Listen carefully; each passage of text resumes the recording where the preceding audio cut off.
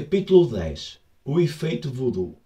Dick Blasband foi atraído pela ideia de descobrir um meio de ampliar e direcionar a energia da vida, como usar uma grande lupa para focalizar os raios de sol. O psicólogo Blasband interessou-se pela teoria de Wilhelm Reich, psiquiatra austríaco e ex-discípulo de Sigmund Freud, que acreditava ser possível prender o órgão, o nome dado por ele ao que se punha ser a energia cósmica onipresente num acumulador de energia orgânica. Esse acumulador era uma espécie de caixa que poderia ser de qualquer tamanho, feita de camadas alternadas de material metálico e não metálico, como algodão ou feltro. Reich acreditava que a energia atmosférica era atraída e logo repelida pelo metal, sendo então absorvida pelo material não metálico. Devido às camadas da caixa, o órgão estaria fluindo continuamente da atmosfera para a caixa como uma corrente de ar e, portanto, se acumulando. Os resultados encorajadores obtidos com plantas e animais colocados nas caixas lançaram as bases da suposição de que a energia acumulada teria uma enorme capacidade de cura. Blasband viu que as ideias de Reich sobre campos de energia não eram muito diferentes das do seu colega Fritz Albert Pope e do trabalho de Pope com biofótons. Talvez a melhor maneira de testar um acumulador fosse medir seu efeito sobre esses minúsculos pontos de luz emitida pelos seres vivos. Em agosto de 1993, Blasband foi ao International Institute de Pope, em Kaiserslautern, na Alemanha, onde construíram vários acumuladores de órgão e escolheram algumas plantas, basicamente sementes e mudas de agrião, e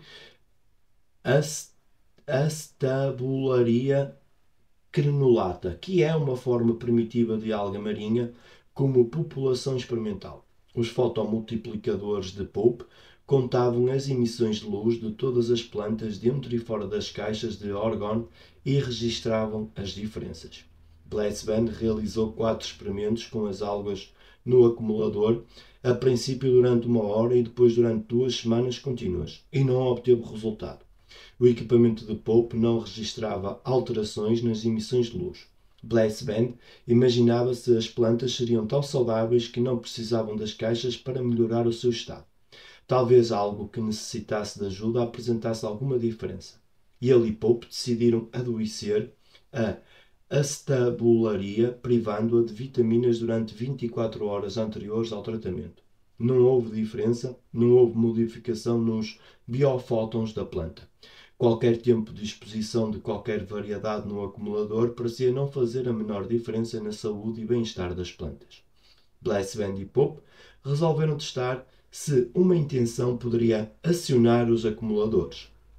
Nessa nova série de experimentos, Blasband enviou uma intenção para que a energia dentro do acumulador beneficiasse certas mudas e prejudicasse outras. Os resultados foram decepcionantes. Então, em todas as plantas, houve apenas uma diferença significativa na quantidade e qualidade de emissões de biofótons antes e depois do tratamento, e a única intenção efetiva parecia ser a enviada para prejudicar o crescimento. Nos 2 experimentos, a intenção negativa foi mais poderosa que a positiva. Os pensamentos para mal tiveram maior efeito. Esse pequeno estudo de Blasband dá relevância ao aspecto mais desconcertante da intenção. Assim como os bons pensamentos, os maus pensamentos podem ter efeito sobre o mundo e até ser os mais poderosos. Afinal, em muitas culturas, a prece e a intenção têm um componente sombrio de feitiçaria, maldições, voodoo, tido como formas altamente efetivas de intenção negativa. Muitos curadores usam rotineiramente meios negativos para atingir um fim positivo. Como observou o Dr. Larry Dossey, autor de Be Careful What You Pray For, a intenção negativa é a base de muitas curas. Erradicar um agente infeccioso ou células malignas, como as de câncer, exige uma intenção de fazer mal. Nasce do desejo de matar alguma coisa que tanto pode se inibir enzimas bacteriológicas, alterar a permeabilidade de membranas celulares, como interferir na nutrição das células ou na síntese de DNA. Para que o paciente melhore, o agente nocivo deve morrer. Muitos pioneiros do tratamento da mente e corpo nos casos de câncer, como os médicos Dr. Bernie Siegel e o Dr. Carl Simonton, além da psiquiatra australiana Ainsley Mears, encorajavam os pacientes a usar formas vívidas de imagem mental, uma representação metafórica da doença, para ajudar a cura. A maioria dos pacientes de câncer que passaram a usar técnicas de visualização imaginavam um campo de batalha em que o bem, o paciente, se lança contra o mal, a doença, e tem a arma mais potente. Alguns imaginavam um exército de células brancas matando as células cancerosas ou fechando uma torneira de sangue que alimentava as células malignas. Outros se viam como participantes de um violento videogame. Quando Simonton introduziu essa técnica na década de 1970, o Pac-Man era o videogame mais popular da época e ele sugeria aos pacientes que imaginassem um pequeno Pac-Man dentro do corpo devorando as células cancerosas que encontrava pelo caminho. Não importava quais fossem as particularidades das imagens, a intenção precisava ser assassina, o paciente tinha que aniquilar o inimigo. As pesquisas sobre influência mental negativa apresentam uma série de obstáculos aos cientistas. Um problema fundamental, apontado por Clive Baxter, é encontrar um ser vivo a que ninguém se opõe a matar. Muitos cientistas preferem estudar as mais básicas formas de vida, como paramécios e fungos, ou fazer experimentos com sementes e plantinhas. Outro problema é evitar o involuntário efeito spray, e se a mira de um curador estiver ligeiramente fora de foco naquele dia e o efeito negativo atingir o hospedeiro, e não o mal. A curadora canadense Olga Wardle se recusava a enviar intenções negativas para as doenças infecciosas exatamente por esse motivo. Ela receava que a intenção negativa passasse pela bactéria e fosse atingir a pessoa que ela estava querendo curar. Um dos primeiros experimentos a usar a intenção negativa foi conduzido por Jean Barry, presidente do Institut Metaphysique Internacional, que estudou bactérias e fungos. Por mais insignificantes que parecessem esses organismos inferiores, Barry entendeu o seu papel básico na manutenção da saúde e na causa das doenças. Se fosse demonstrado que a intenção tinha o poder de eliminar esses pequenos organismos, os humanos poderiam exercer maior controle sobre a própria saúde. Barry testou o efeito da intenção negativa num fungo chamado Rhizoctonia solani, que é um filamento fibroso, parente distante do cogumelo comum e inimigo de 500 tipos de plantações. Os fazendeiros o chamam de praga de vagem ou praga de raiz, porque geralmente ataca vagens e raízes, impedindo o crescimento e por vezes consumindo a planta. Ninguém objetaria a erradicar essa ameaça às hortaliças. Barry montou várias placas de Petri e um conjunto de controlos, com fungos de tipo idêntico crescendo nas mesmas condições. 10 voluntários foram encarregados de 5 placas de Petri e 5 controlos cada um. No momento determinado, cada voluntário passou a enviar intenções para diminuir o crescimento dos fungos nas placas experimentais. Ao fim do experimento, o assistente de laboratório mediu o crescimento dos fungos, delineando cada amostra em papel vegetal. Das 195 placas que receberam intenção negativa, as amostras de 151 ou 77% estavam menores que a média de tamanhos dos controlos. O estudo de Barry foi repetido com sucesso por pesquisadores da Universidade de Tennessee, que introduziram a variável da influência remota com os voluntários enviando intenção a mais de 20 km das amostras de fungos. Uma pesquisa similar foi conduzida por Carol Nash, diretor do Departamento de Parapsicologia da Universidade de St. Joseph, na Filadélfia, mas com os micróbios Escherichia coli, que têm impacto direto nos seres humanos. Milhões dessas bactérias que ajudam a digestão e afastam bactérias hostis residem pacificamente no intestino. A E. coli também metaboliza a lactose, o açúcar presente no leite. Mas, como tantos outros micróbios, podem se tornar inamistosas ao migrar para fora do trato intestinal ou sofrer mutação para uma forma virulenta que causa doenças. Muitas outras variedades de bactérias estão presentes nos alimentos. A escolha de Nash foi muito interessante porque, se os humanos pudessem controlar seu crescimento, poderiam evitar sérias infecções e melhorar a digestão em geral. Nash decidiu testar se a influência mental poderia afetar a taxa de mutação da bactéria. Em geral, uma população de E. coli no início da vida não tem capacidade para fermentar a lactose, por isso é chamada lactose negativa. Mas depois de várias gerações de mutações, a população adquire essa capacidade, o que a torna lactose positiva. A mutação costuma ocorrer a uma taxa previsível e Nash queria ver se a intenção poderia acelerar ou desacelerar o processo. Para avaliar a taxa de crescimento desses minúsculos organismos, Nash usou um eletrofotómetro, que faz a contagem dos micróbios, medindo as mínimas diferenças na densidade do meio onde ficam em suspensão. Cada um dos 60 alunos participantes recebeu 9 tubos contendo culturas de bactérias lactose negativas e lactose positivas e deveriam estimular mentalmente a mutação de negativas para positivas em 3 dos tubos de bactérias. Em outros 3 tubos, deveriam tentar inibir o processo de mutação. Os 3 tubos restantes, de controle, não seriam expostos a qualquer tipo de influência. Quando colheu os resultados, Nash descobriu mutação maior que a normal nos tubos que haviam recebido a intenção positiva para mudar e menor que a normal nos tubos que haviam recebido a intenção de inibir o processo, embora o efeito mais forte tivesse ocorrido com a intenção negativa. O estudo de Nash teve uma conclusão inusitada. Ele não havia estipulado localização da origem da influência. Os voluntários podiam enviar seus pensamentos de qualquer lugar à escolha deles, dentro ou fora do laboratório. Na análise das diferenças de resultados, conforme o local de envio da intenção, formou-se um padrão. Na tarefa de enviar intenções positivas, obtiveram maior sucesso os alunos que as enviavam de dentro do laboratório e os que enviavam intenções negativas tinham maior sucesso quando estavam fora do laboratório. Os pesquisadores do Tennessee, que repetiram o estudo de Berry, também constataram que as intenções negativas eram mais eficazes quando enviadas de um lugar distante.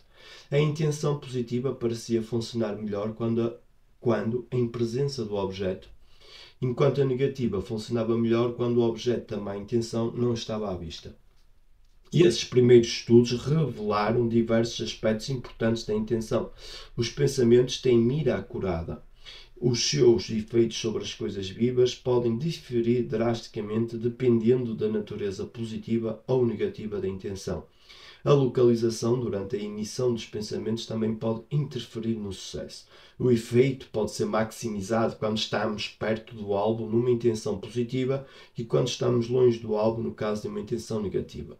O segundo melhor sujeito experimental depois do ser humano são suas células. Quando se constata um efeito num componente essencial de um ser vivo, é provável que o mesmo efeito ocorra no organismo inteiro. Dr. John Kmetz, colega de William Brown em San Antonio, no Texas, testou o efeito da intenção negativa sobre o câncer. Como não poderia testar sua teoria num ser humano, selecionou uma amostra de células de câncer cervical e contratou o talentoso curador inglês Matthew Manning. Manning enviou intenções negativas, tocando num becker com as células e a distância de dentro de um recinto eletromagneticamente selado. Kmetz usou um equipamento especial para fazer a contagem das células no meio de cultura.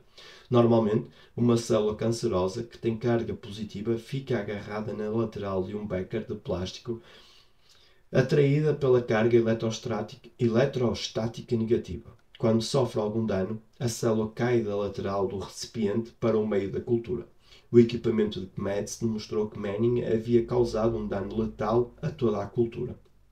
Sua extraordinária capacidade de cura virou do lado avesso. Nesse estudo, ele foi uma verdadeira máquina assassina. Praticantes de Qigong reconhecem abertamente que a intenção tem o poder de regenerar e de destruir. O termo chinês para um envio de Qi positivo, a energia da vida, através da intenção, pode ser traduzido como mente pacífica. e o envio de Qi negativo seria mente destrutiva. Uma enorme quantidade de estudos de Qigong realizados na China foi coletada no banco de dados Qigong Database. Muitos desses estudos afirmam ter evidências de que a mente destrutiva pode matar células cancerosas ou tumores em ratos, reduzir a taxa de crescimento da E. coli e inibir a atividade de amilase, uma enzima que ajuda à digestão de carboidratos. Apesar disso, alguns cientistas ocidentais mantêm reserva sobre essa base de dados. Poucos desses estudos foram repetidos no Ocidente. Em 1988, um estudo com plantas conduzido por First World Conference of Academy Exchange of Medical Qigong, em Pequim, investigou se o envio de Qi afetaria o crescimento de uma erva da fortuna, concentrando-se em seu processo de reprodução. Um mestre de Qi foi encarregado de danificar os mecanismos de autodestruição de uma das plantas, e esse dano faria com que as plantas tivessem vida mais longa que o normal. O mestre precisava direcionar a intenção com muita precisão, de modo a lesar apenas um aspecto das ervas da fortuna para que elas se desenvolvessem bem. Para registrar os mais ténues efeitos na saúde das amostras durante o experimento e todos os aumentos e reduções em certas células depois da reprodução, os pesquisadores usaram um método micronuclear desenvolvido na Western Illinois State University. Durante o estudo, o mestre de Qigong demonstrou uma notável capacidade de enviar instruções precisas a partes específicas da planta, sendo algumas nocivas e outras benéficas. Um estudo semelhante foi conduzido por pesquisadores no National Yang Ming Medical College e no National Research Institute of Chinese Medicine em Taipei, em Taiwan.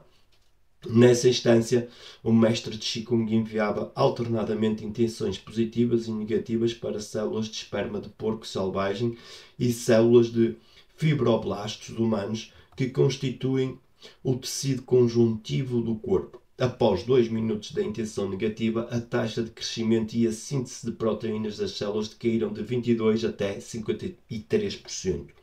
Quando o mestre de Qigong reverteu para a intenção positiva, 10 minutos depois toda a atividade das células aumentou em 5% até 28%.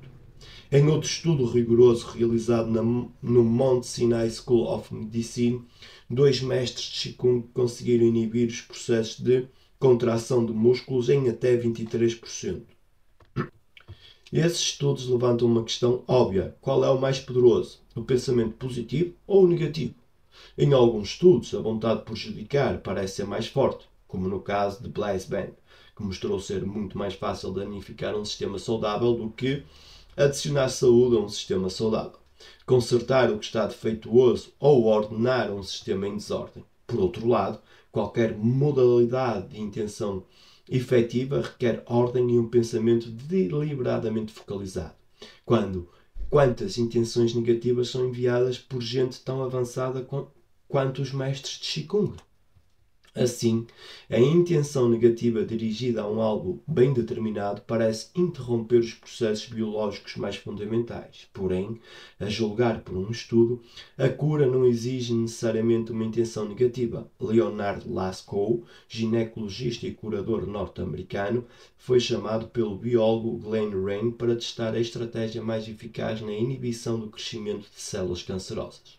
Em sua prática médica, Laskow acreditava em estabelecer uma ligação emocional com o sujeito, ainda que esse sujeito fosse células cancerosas, antes de enviar a cura. Rain preparou 5 placas de Petri contendo números idênticos de células cancerosas e pediu a Laskow que segurasse uma placa de cada vez, enviando uma intenção diferente às células contidas em cada placa.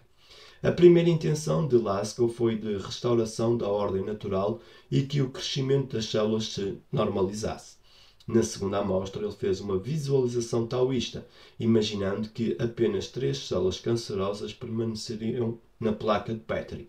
A terceira placa, Laskow não enviou intenção e só pediu a Deus que a vontade dele fluísse através de suas mãos. Na quarta placa de Petri, Laskow ofereceu amor incondicional às células cancerosas ali contidas, num estado de amor e compaixão semelhante à meditação dos budistas de Davidson. Somente na quinta placa, Lascaux enviou uma intenção destrutiva, com visualização das células se desmaterializando, entrando na luz ou no vácuo. Rain propôs a Lascaux essa diversidade de imagens porque não sabia ao certo qual visualização seria mais eficaz na erradicação de um mal. Que alternativa seria melhor para liberar uma entidade? A oferta de um fim, a luz, ou de um amplo potencial, o vazio? Para avaliar a eficácia de Lascaux, Rain mediu a quantidade de timidina radioativa absorvida pelas células cancerosas e usado como indicador do crescimento das células malignas. As diferentes intenções de Lascaux tiveram efeitos também diferenciados, sendo que os mais evidentes resultaram das intenções genéricas para que as células retomassem sua ordem natural, que inibiu 39% do crescimento. A invocação à vontade de Deus, sem uma formulação específica, assim como a visualização taoísta, alcançaram quase metade desse resultado com inibição de 21% das células. A aceitação incondicional e a visualização da desmaterialização das células não obtiveram efeito nem para o bem nem para o mal. Nesses dois casos, o problema deve ter sido a falta de focalização do alvo. Num estudo subsequente, Rain disse a Lascaux para se limitar a duas possibilidades, que seriam a visualização taoísta e a demanda de que as células voltassem ao normal. Desta vez, ele alcançou um resultado quase igual nas duas intenções, com uma inibição de 20% do crescimento das células cancerosas. O maior de todos os efeitos ocorreu na coordenação das duas abordagens, quando ele uniu a intenção de retorno à ordem natural e a imaginação de apenas 3 células isentas. Essa taxa de inibição dobrou para 40%. Claramente, a associação do pedido ao universo para restaurar a ordem e a imaginação de um resultado específico teve um efeito poderoso. Rain pediu a Lascaux que repetisse essa abordagem combinada, mas dirigida ao meio da cultura, e não às células propriamente ditas, e o resultado foi igual ao obtido anteriormente. Por fim, Rain orientou Lascaux a entrar em cada um dos 5 estados mentais usados no experimento, segurando a cada vez um tubo de água que seria usado no meio de cultura das células cancerosas. Mais uma vez, a água tratada com retorno à ordem natural mostrou ter o maior efeito, inibindo em 28% o crescimento das células. Nesse caso, a água aparentemente armazenou a intenção e a transferiu para o meio da cultura e para as células cancerosas. A abordagem de Lascaux foi instrutiva. A intenção mais eficaz tinha sido formulada como um pedido e associada a uma visualização muito específica do resultado, mas não necessariamente destrutivo. Na cura, talvez a abordagem mais efetiva não seja a destruição da fonte da doença, mas, como outras formas de intenção, sair da frente e se despreocupar com os resultados, permitindo que uma inteligência superior realize o trabalho. Várias pesquisas sobre intenção negativa elegem como tema o desejo consciente de causar o mal. E quando a intenção negativa é inconsciente. Quando você não gosta de alguém, pode abrigar um desejo inconsciente de lhe fazer mal? Você lhe envia uma intenção negativa involuntária? E nos momentos em que você explode de raiva, é possível que a raiva momentânea cause um mal não intencional? Uma faxineira entusiasmada demais acidentalmente removeu todo o cromado de todos os metais do meu banheiro. Quando descobri o estrago, horas depois de ela ter ido embora, fiquei tão furiosa que precisei meditar. Eu acabava de completar os 5 meses de obras em nossa nova casa, pensando no conforto da minha família e supervisionando pessoalmente todo o projeto que custou um dinheirão muito suado. Mais tarde, fiquei sabendo, para meu horror, que enquanto eu dava razão à minha fúria, a faxineira tinha caído de um ônibus e quebrado a perna.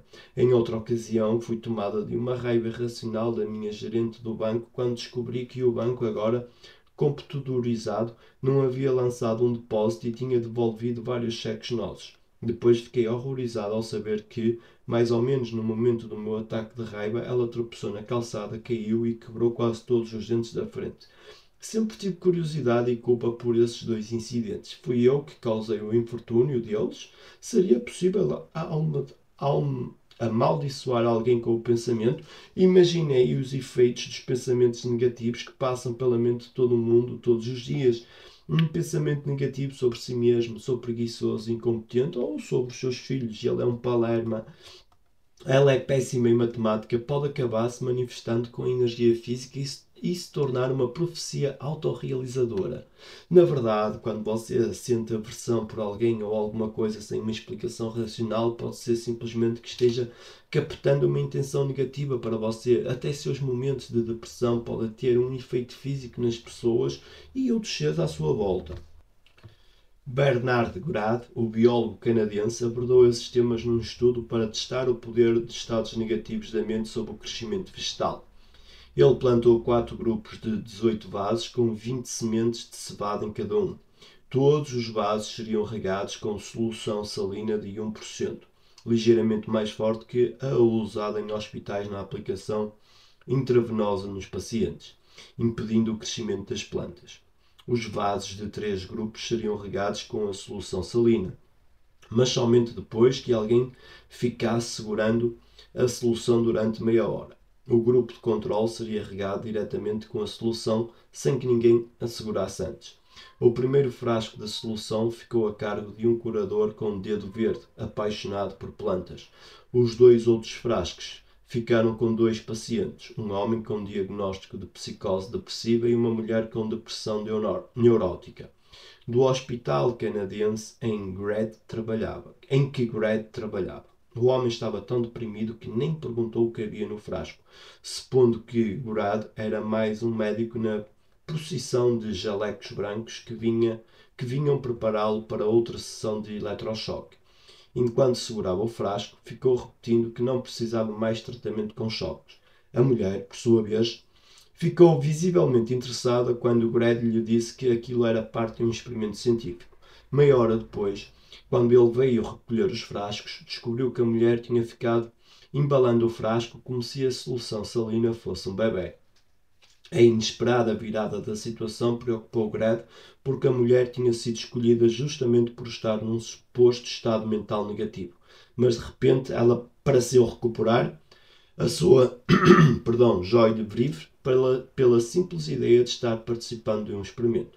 Depois de criar um sistema multissegue para que ele mesmo não soubesse nem fosse influenciado por quem tinha feito o quê, as plantas foram regadas. Semanas depois, ficou feliz ao ver que o resultado seguiu mais ou menos sua previsão. As plantas regadas com água, carregada pelo homem com psicose depressiva, cresceram ainda mais devagar que as plantas do controlo, cujo frasco não tinha ficado nas mãos de ninguém. As que cresceram mais rápido foram as da água carregada pelo curador de dedo verde e em segundo lugar ficaram as da mulher depressiva. Parece que essas plantas cresceram mais depressa devido ao entusiasmo da mulher com o experimento. Carol Nash tentou um experimento similar, pedindo a um grupo de psicóticos para segurarem garrafas fechadas contendo uma solução de dextrose e cloreto de sódio. Ao fim de meia hora, Nash retirou 6 ml de cada garrafa e despejou em tubos de fermentação.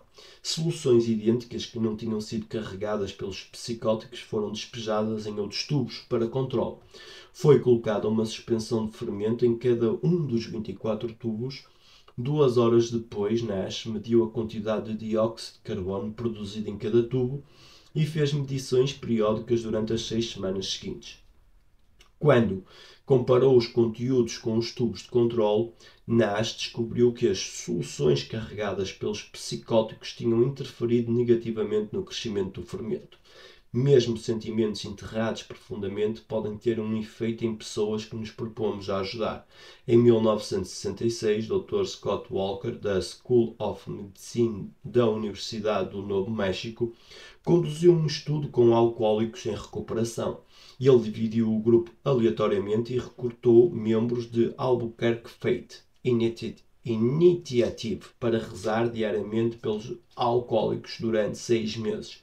Metade dos participantes, sendo uns do grupo de tratamento e outros do grupo de controle, sabia que recebia orações de seus parentes. Ao fim dos 6 meses, como Scott descobriu, Todos os que sabiam estar recebendo preces da família estavam bebendo mais que os outros. As preces dos parentes, que supostamente tinham mais amor e interesse na recuperação dos pacientes, estavam tendo o efeito oposto. A interpretação de Scott foi interessante. O surpreendente efeito negativo dessas orações poderia estar refletindo a complicada mistura de sentimentos inconscientes da família com relação aos alcoólicos. Apesar de desejarem conscientemente que seus entes queridos se recuperassem, um ou outro que também gostava de beber, por exemplo, poderia desejar inconscientemente que o parente continuasse a beber para não perder a companhia. Ou talvez o comportamento desagradável de um alcoólico egocêntrico tivesse magoado tantas pessoas da família que, inconscientemente, desejavam que ele morresse. Todos esses estudos pequenos, todos esses são estudos pequenos, mas contêm uma implicação enorme. Cada estado mental, a qualquer momento, carrega uma intenção que tem um efeito na vida ao seu redor. A mente de uma pessoa afeta o que está em volta, estando a pessoa consciente ou não de estar enviando uma intenção. Pensar é afetar.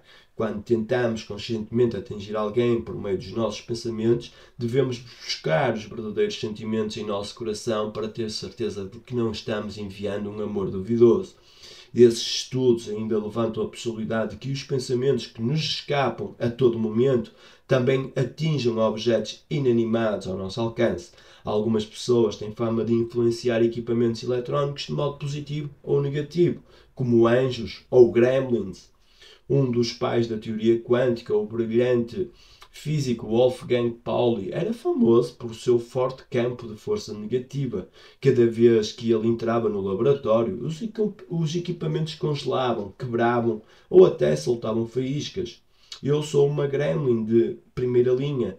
Nos raros momentos em que estou num tremendo mau humor, todos os computadores do escritório dão defeito ao mesmo tempo. Uma vez, num dia de extrema agitação, depois de quebrar o meu computador e a impressora em casa, fui para o escritório e tentei usar vários computadores da minha empresa.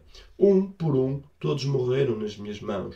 Quando uma impressora a laser também travou no momento em que eu tentava copiar uma página, minha equipe, delicadamente, porém com firmeza, me acompanhou até à saída. O saudoso Jacques Benveniste foi quem nomeou o efeito Gremlin ao fazer experimentos com sinalização eletromagnética entre células. Desde 1991, a partir de seus estudos com a memória da água, Benveniste entendeu que a sinalização básica entre moléculas não era de origem química, e sim eletromagnética. As moléculas se comunicam dentro de uma célula viva não por meio químico, mas por sinalização eletromagnética de baixa frequência, e cada molécula tem a sua própria frequência de assinatura individual. Até ao fim da sua vida, em 2005, Benveniste investigou a possibilidade de que esses sinais moleculares pudessem ser transferidos simplesmente com o auxílio de um amplificador e bobinas eletromagnéticas. E ele demonstrou que era possível interferir numa reação molecular sem a presença da molécula em questão, simplesmente emitindo o som pertencente àquela molécula. Um dos muitos experimentos de Benveniste com a sinalização celular focalizou a interrupção da coagulação do plasma, o meio amarelado que compõe o sangue. Normalmente, por ter origem na presença de cálcio no líquido, a capacidade de coagulação do plasma pode ser controlada com precisão por meio da remoção de todo o cálcio existente no plasma e uma posterior reposição de determinadas quantidades desse mineral. A adição do anticoagulante heparina impede que o plasma forme coágulos mesmo na presença do cálcio. Nesse estudo, Benveniste removeu o cálcio do plasma e adicionou cálcio à água, mas em vez de adicionar também a heparina, ele expôs essa água com cálcio ao som da heparina, transmitindo pela frequência eletromagnética digitalizada que ele havia descoberto. Como em todos os seus experimentos, a frequência de assinatura da heparina funcionou como se as próprias moléculas estivessem ali, pois o sangue demorou mais a coagular como se estivesse exposto à heparina. Bem-Viniste tinha um robô que executava esse experimento, principalmente para silenciar as críticas, eliminando as sugestões de possíveis interferências humanas. O robô era uma caixa com um braço mecânico que se movia em 3 direções, expondo a água que continha cálcio à heparina passo a passo. Após centenas desses experimentos, Benveniste descobriu que o procedimento funcionava muito bem, exceto nos dias em que estava presente uma certa mulher considerada cientista muito experiente. Benveniste suspeitou que essa mulher emitia um tipo de ondas que bloqueavam os sinais e desenvolveu um meio de testar essa hipótese. Em resultado, descobriu que a mulher emitia poderosos campos eletromagnéticos altamente coerentes que pareciam interferir com as sinalizações em seu experimento. A presença da mulher parecia agir como um misturador de frequências. Para tirar a prova, ele pediu a ela que segurasse um tubo de grânulos homeopáticos durante 5 minutos. Mais tarde, quando testou o tubo em seus equipamentos, viu que todos os sinais moleculares tinham sido apagados. Como os problemas pareciam ser eletromagnéticos, a providência óbvia era proteger o robô, criando um escudo contra o campo eletromagnético. Mas, quando o escudo foi colocado, o robô deixou de produzir bons resultados. Bem-Viniste passou dias pensando nesse assunto. Talvez fossem os efeitos positivos do ambiente e não apenas a ausência de efeitos negativos. E ele tirou o escudo e pediu ao antigo encarregado do laboratório que ficasse em frente ao robô. Imediatamente, o robô voltou a apresentar resultados perfeitos. Tão logo o homem saiu e o escudo foi reposto, o robô parou de produzir dados aceitáveis. Isso sugeria que, assim como algumas pessoas inibem o equipamento, outras podem fazê-lo funcionar. O escudo instalado para repelir influências negativas bloqueou também as positivas. Benveniste conjecturou que a única substância capaz de captar a atividade positiva ou negativa perto do robô deveria ser o tubo de água e pediu ao chefe de manutenção do laboratório que ficasse durante 2 horas com o tubo no bolso. Depois colocou o tubo no robô, tirou o homem da sala e voltou a colocar o escudo. Daí em diante, os experimentos com o robô passaram a funcionar perfeitamente. O anedotário do efeito Gremlin não é tão absurdo quando se pensa na pilha de dados gerados pelo laboratório Peer, mostrando que a intenção humana tem a capacidade de ordenar melhor o resultado aleatório do computador, mesmo quando a intenção não é consciente ou deliberada. A consciência viva pode ter um efeito importante na tecnologia de microprocessadores que hoje são muito sensíveis. O menor distúrbio num processo quântico pode ser fatal. O meu efeito Gremlin parece estar ligado a momentos de grande stress ou agitação, mas o de algumas pessoas pode estar na própria natureza do seu sistema de pensamento. A ideia de que podemos usar o pensamento para mudar um objeto inanimado é a base da magia negra de muitas culturas antigas que infundem intenções negativas em efígies e bonecos de voodoo para atingir os inimigos. Existe uma rica tradição do uso de efígies, mas não muitos estudos científicos sobre o tema. De certa vez, Dean Radin desenvolveu um estudo para testar a eficácia dos bonecos de voodoo como instrumentos de intenção positiva, e ele fez um bonequinho de uma pessoa conhecida de um grupo de voluntários que direcionaram preces à efígie. As preces tiveram um efeito demonstrável, o que indica um voodoo benevolente. Se podemos ser recipientes involuntários de influência negativa, devemos tomar providências para bloquear ou evitar essas influências? Muitos sensitivos recomendam a visualização para criar uma imagem mental de proteção, como se imaginar dentro de uma grande bolha. Merlin Schlitz e William Braud testaram essa ideia numa das variações de seus estudos com 300 voluntários divididos em duplas em salas separadas. Um de cada dupla, o emissor, deveria usar uma mistura de técnicas de visualização e autoequilíbrio, como relaxamento ou treinamento autogénico, para relaxar e se energizar. A seguir, o emissor deveria enviar uma intenção para reproduzir o mesmo estado no outro membro da dupla, o receptor, que seria monitorado por um polígrafo. Os registros da EDA dos emissores e dos receptores mostraram que os emissores influenciaram os parceiros, tanto no estado de relaxamento como no de atividade. Depois, os receptores foram orientados a visualizar uma série de imagens que agiriam como um escudo psicológico para bloquear as influências dos emissores. Qualquer imagem, escudo parede de concreto, cerca de aço, luz branca pulsante, serviria contando que lhes parecesse protetora. Essa estratégia mostrou ter grande êxito no bloqueio de influências indesejáveis. Outros cientistas na Universidade de Edimburgo tentaram repetir os estudos de EDA em condições mais rigorosas. Os emissores tentavam acalmar e ativar alternadamente os receptores que ficavam abertos a influências durante metade da sessão e depois bloqueavam as influências durante a outra metade, imaginando-se envolvidos por um casulo protetor ou entrando num estado mental de teimosia e recusa a cooperar. Entretanto, os registros da EDA dos receptores foram iguais, tanto nos momentos de permissão quanto nos de bloqueio da influência. Houve até um efeito ligeiramente maior durante os bloqueios. Isso sugere que as estratégias mais comuns de isolamento ou proteção mental podem não ser suficientes para rechaçar influências indesejáveis. Praticantes de Qigong passam por um longo treinamento para aprender técnicas de disfarce ou deixar seus campos de energia temporariamente invisíveis a fim de evitar influências indesejáveis.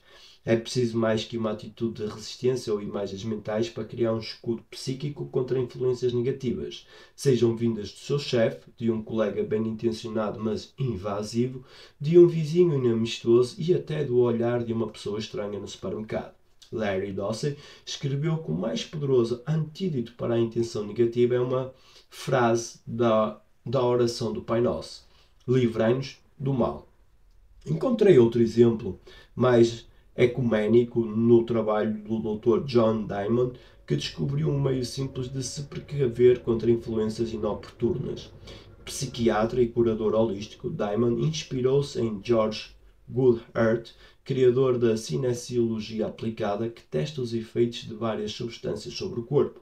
Goodhart desenvolveu uma técnica de teste muscular muito aplicada hoje pela cinesiologia. A paciente ficava de pé na frente dele, com o braço esticado, paralelo ao chão. Goodhart colocava o braço esquerdo dele no ombro direito da paciente para estabilizá-la e lhe dizia para resistir com toda a força enquanto empurrava o braço esquerdo.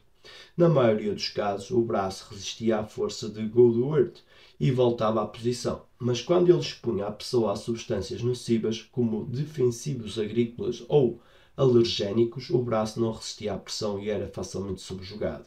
Diamond aplicou esse teste muscular a pensamentos tóxicos. Quando a pessoa era exposta a um pensamento desagradável, o músculo indicador ficava fraco, o que ele chamou de cinesiologia comportamental. Repetiu o teste em milhares de indivíduos durante muitos anos como um meio de avaliar instantaneamente os pensamentos e os mais secretos desejos das pessoas. Diamond descobriu um pensamento capaz de superar qualquer tipo de influência negativa, qualquer ideia ou situação debilitante. Deu a esse pensamento o nome de rumo de casa, porque recordava a sua juventude surfista nas praias de Sydney, na Austrália. Quando vinha uma onda muito grande, ele e seus amigos mergulhavam e se seguravam com os dedos fincados na areia do fundo. Aprendemos que, diante de uma situação de perigo, o melhor é mergulhar, agarrar o que a gente puder e segurar nossa pedra até o perigo passar, ele descreve. Diamond entendeu que o pensamento no rumo de casa a que cada um de nós pode recorrer é a nossa maior aspiração, nosso propósito de vida. Ele se referiu a isso também como cântico pessoal, o dom ou o talento especial que desperta em cada um de nós um sentimento de alegria e de união com o absoluto. O termo rumo de casa também se refere ao instrumento que os pilotos de avião usam para encontrar o rumo de volta. Esse pensamento pode ter a função de um rádio-farol para todo o mundo, principalmente nos momentos difíceis. E o que nos deixa estáveis, segundo o nosso rumo, diz Diamond. As ideias de Diamond não foram submetidas à investigação científica, mas o peso das curiosas evidências oferecido pela cinesiologia comportamental aplicada a milhares de pacientes lhes empresta uma certa relevância. Quando somos ameaçados pelas mais tenebrosas intenções, a melhor proteção é nos agarrarmos ao pensamento do nosso propósito na vida ou com que finalidade vivemos ao mundo. Ou com que finalidade viemos ao mundo.